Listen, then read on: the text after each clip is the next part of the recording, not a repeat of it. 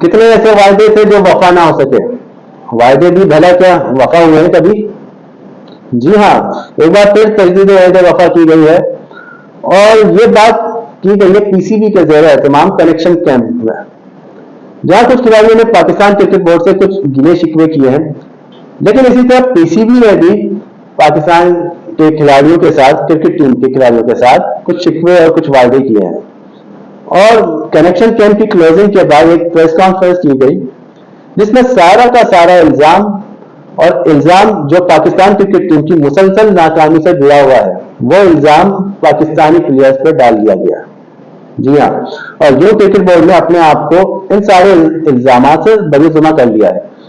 और जो official press conference थी, उसमें ये बताया गया है कि क्रिकेटर्स ने ये सारा इल्जाम एक्सेप्ट किया है और उन्होंने माना है कि हाँ, हमसे गलती हुई है क्योंकि हमने यूनिटी नहीं थी। और मेन फोकस किया गया है लैक ऑफ यूनिटी, मतलब इत्तेहाद की कमी थी, जिसकी वजह से ये नाकामियां शुरू हुई और बदतरीन नाकामियां जो इससे पहले कभी नहीं देखी गई हैं।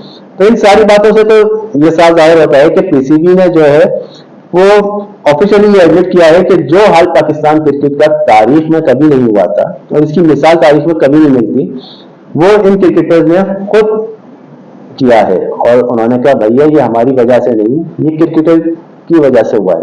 और इस कनेक्शन कैंप का जो मेन एजेंडा था, वो तो था कि पाकिस्तान क्रिकेट को कैसे बुलंदियों पर ले जाया जाए। वो तो कहीं नजर नहीं आया, बल्कि सारा जो नजलत और मलबा था वो खिलाड़ियों पर डाल दिया गया।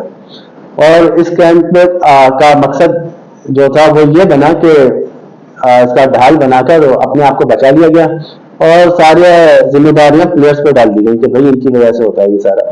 और प्रेस कॉन्फ्रेंस की इस नैरेटिव से ये बताने की कोशिश की गई कि भाई हमने कुछ नहीं किया है एज ए बोर्ड या पीसीबी मैनेजमेंट, ये तो सारा क्रिकेटर्स का किया जा रहा है। और ये तो खुद एक्सेप्ट कर रहे हैं कि हाँ, हमने यूनिटी नहीं थी, इस वजह से ये चीज आई है। अब बात करते हैं वादों की और शिकवों की जो किए गए, और वही पुराने घिसे पीटे भाषण थे। अब हम जो है प्लेयर ने कहा अब हम जो है अपने नाम के लिए नहीं खेलेंगे, हम मुल्क के लिए खेलेंगे। वही पुरानी बात है और पहले भी करते हुए आए हैं। और इंडिया में होता यही है कि आप अपने मुल्क के लिए तो कुछ कर नहीं पाते, फिर अपने लिए भी नहीं कर पाते, जाहिर सी बात है। अपने नाम के चक्कर में मुल्क की भी ऐसी की तैसी हो जाती है। पीसीबी ने भी जो है खिलाड़ियों को साफ साफ कह दिया है कि भैया आप किसी इंटरनेशनल लीग के चक्कर में ना रहना और डोमेस्टिक लीग को आपको फोकियत दी जाएगी। और इंटरनेशनल लीग, हाँ चले, एक दो लीग के लिए आपको परमिशन होगी, इजाजत होगी, लेकिन वहां भी देखा जाएगा कि कोई डोमेस्टिक सीजन या कोई डोमेस्टिक लीग वगैरह तो इसके आगे नहीं आ रही। या आपकी नेशनल ड्यूटी, जैसे अगर कोई आपकी पाकिस्तान क्रिकेट की कोई सीरीज वगैरह तो स्केड्यूल नहीं है या कोई इवेंट तो नहीं है इस तरीके का, तो वहां पे फिर आपको ये एक दो लीग्स की भी इजाजत नहीं दी जाएगी। अब देखें जैसे अभी जो डोमेस्टिक चैंपियंस कप हो रहा है, इसमें भी ज्यादातर जो प्लेयर्स की परफॉर्मेंस है ना, वो डोमेस्टिक सीजन या डोमेस्टिक जो लीग होती है उसमें नजर आती है, ना कि आप इंटरनेशनल लीग में। इंटरनेशनल लीग में तो आप छक्के चौके लगा रहे होते हैं, लेकिन जब इंटरनेशनल क्रिकेट में आपको मौका दिया जाता है तो वहां आप खुश हो जाते हैं। तो आपकी डोमेस्टिक जो लीग होती है उसमें आपकी पूरा साल परफॉर्मेंस नजर आती है और सही तरीके की आपकी उसमें ग्रूमिंग भी होती है और अपकमिंग जो इमर्जिंग प्लेयर्स होते हैं वो भी निकल के सामने आते हैं। अब आगे बात कर लेते हैं। पीसीबी ने जो है खिलाड़ियों से वादा भी किया है और उन्होंने कहा कि एक दो लीग का जरूर हम वादा करते हैं, लेकिन यही देख के कि इसमें कोई डोमेस्टिक सीजन शामिल ना हो तो फिर हम आपको इजाजत दे देंगे। इसके अलावा पाकिस्तान क्रिकेट बोर्ड ने वर्कलोड मैनेजमेंट की बात की है। उन्होंने जैसे पिछले दिनों शाहिन शाह अफरीदी के साथ रहा कि उन्होंने बहुत ज्यादा टेस्ट मैचेस खेले, लगातार बॉलिंग कराई, बहुत मतलब बॉलिंग इफेक्ट की उन्होंने, जिसकी वजह से उनको फिटनेस का इशू रहे और उनकी पेस में भी कमी आई। 140 से वो 130, 125, 120 तक आ गए थे। तो उन्होंने कहा कि भाई अगर आप इंटरनेशनल लीग खेलेंगे तो फिर वर्कलोड मैनेजमेंट कहाँ गया, वो किस तरीके से हम करेंगे, तो ये भी आपको सोचना है।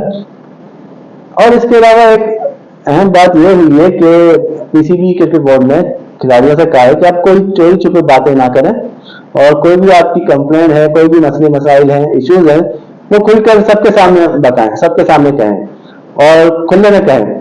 तो इसका असर ये हुआ, और कुछ सीनियर खिलाड़ियों ने इसका फायदा उठाया है बड़ा, और इसमें सबसे आगे आगे फखर जमान है, और इन सब ने जो है इंटरनेशनल डिपार्टमेंट की बैंड बजा दी है। और स्पेशली फखर जमान का नाम भी आ रहा है सीनियर खिलाड़ियों में, और उन्होंने कहा है कि इंटरनेशनल डिपार्टमेंट जो है हमें हमारे साथ बहुत बुरा सलूक करता है, और हमें एनओसी के मामले में जो है ये एक इन्होंने मजाक बनाया हुआ है। कभी हमें एनओसी दे देते हैं और फिर फौरन ही वो वापस हो जाती है। इवन ये भी हुआ है कि हमें परमिशन मिल गई, इजाजत मिल गई, हम खेलने चले गए, और फिर फौरन ही हमें बुला लिया गया कि भाई आपकी एनओसी खत्म हो रही है, आप यहाँ रिपोर्ट करें। तो फिर उन्होंने पीसीबी के चेयरमैन मोहसिन नकवी से भी कहा है कि आप एनओसी के हवाले से जो है अपनी पॉलिसी को वाजे करें। और फिर इसी तरह कोचिंग और गैरी क्रिस्टन और जैसे भी जो है वो कनेक्शन कैंप में जो थे शामिल थे, प्रेस कॉन्फ्रेंस में भी शामिल थे, उन्होंने सवालात के भी जवाब दिए। गैरी क्रिस्टन से जब पूछा गया कि भाई जो टीम का ये हाल हुआ है 2022 के बाद से 23-24 और अब 25 आने वाला है, तो मुसलसल 2023 का ओडीआई हार गए और 24 का T20 हार गए, मतलब आप फाइनल 8 में भी क्वालिफाई नहीं कर पाते, ग्रुप मरहले में ही आप बाहर हो जाते हैं। तो अब पाकिस्तान टीम कब इस काबिल होगी कि बड़ी टीमों को हराने लग जाए दोबारा से, वो अपनी खोई हुई जगह पे आए। तो उसमें गैरी क्रिस्टन ने जो है जैसे गैरेस्पी को देखा, मुस्कुराया और कहा कि भाई ये तो एक प्रोसेस है यार, और प्रोसेस जब शुरू होता है तो एकदम से तो उसके रिजल्ट नहीं आ जाएंगे। कोई सरसों हथेली पे सरसों वाला तो चीज नहीं है ना कि आज आपने किया और कल इसका आपको फीडबैक आ गया या रिजल्ट आ गया। कोशिश कर रहे हैं, उन्होंने फोकस किया है कि हम पहले बड़ी बड़ी टीमों को हराएंगे, तो इस काबिल हो जाएंगे तो फिर आगे की देखेंगे। और फिर इसके बाद खिलाड़ियों ने शिकायत की कि हम जब हारते हैं तो इसकी कोई ऑनरशिप नहीं लेता, और जीत जाते हैं तो सब आगे आ जाते हैं कि भाई हमारी वजह से हुआ है और कोच की वजह से हुआ है, सिलेक्टर्स ने अच्छी टीम सिलेक्ट की थी या पीसीबी के अच्छे वो इंतजाम थे।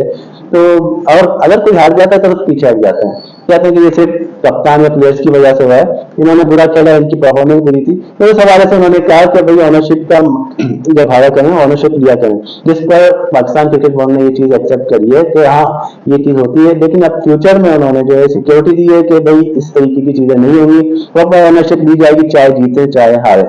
और प्लेयर्स का एक इश्यू और था कि भाई ये जो रिहेबिलिटेशन का मसला था, किसी के साथ कोई इंजर्ड हो गया, कोई जख्मी हो गया, किसी वजह से टीम नहीं खेल पाया, तो उसके हवाले से उसको इग्नोर कर दिया जाता है, जब वो रिकवर भी कर जाता है, फिट हो जाता है, लेकिन वो टीम से बाहर रहता है। अभी एग्जांपल ले लेते हैं मोहम्मद वसीम की, उन्होंने अच्छा किया था 2023 ओडीआई में, अच्छी परफॉर्मेंस करी थी, बॉलिंग अच्छी कराई थी, लेकिन उनका फिटनेस का मसला है।